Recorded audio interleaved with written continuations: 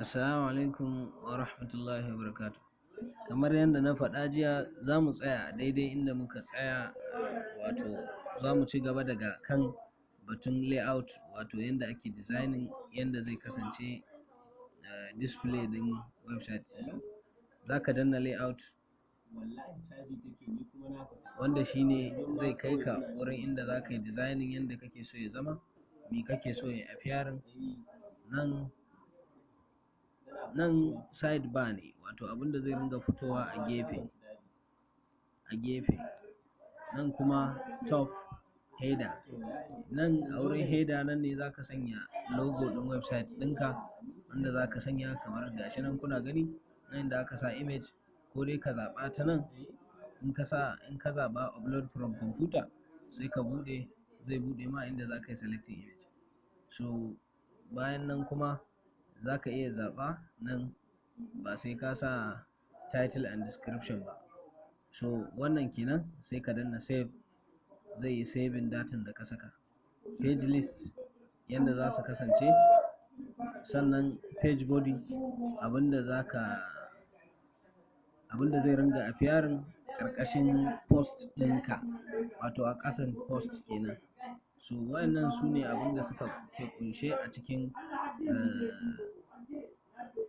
cikin me sunan shi,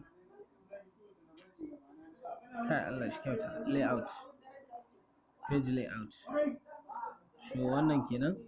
So nan kuma ga footer, me za ka rubuta? Attribution, popular post, blog post. So za ka yi setting yanda kake so ka tsara kayanka. Misali nan wannan drag and drop ne, za ka taɓa shi, ga yana wannan duhun na sama,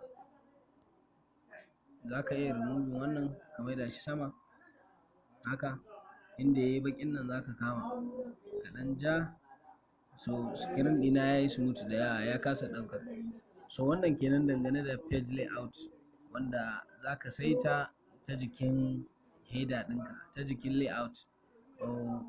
Then abu na gaba kuma na ƙarshe dangane da wannan shine post. Post idan ka yi, shi ma yana da abubuwan da suka ta'allaka da shi. Misali nan post ne, nan zan sa title na labari na, Allah sarki Ganduje, misali kenan. So nan gashi nan ta yi min saving kenan, ta nuna cewa wannan normal. So nan gashi nan, idan kana son ka zaɓi selecting font type, wane ne duk abin da ya ta'allaka da rubutunka. So in kana so ka yi attaching hoto daga cikin wannan post ɗin, za ka danna nan ne inda aka yi alamar hoto, sai ka sa upload from computer, shine zaɓin da za ka yi.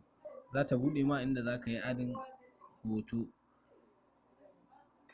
Nan kuma video, wannan inda za ka yi adding link URL.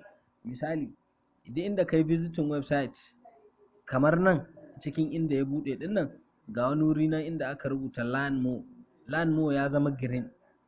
To idan kana so kai ma rubutunka ya rinka zama green, sai nan ka zo sai ka rubuta text ɗin da kake so ya rubuta.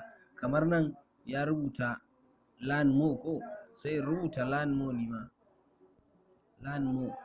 Sai in zo nan, sai in ɗauko link ɗin inda nake so wannan learn more ɗin ta kai ka, sai in yi posting ɗin shi. Misali bbc.in, shikenan. Da mun zo nan za ka ga learn more ɗinka ta yi green. So wannan kenan. Wannan kuma zai caccanja ma text type, text wane ne. So nan za ka yi selecting categories, abinda kake so ya appearing a jikin post ɗinka.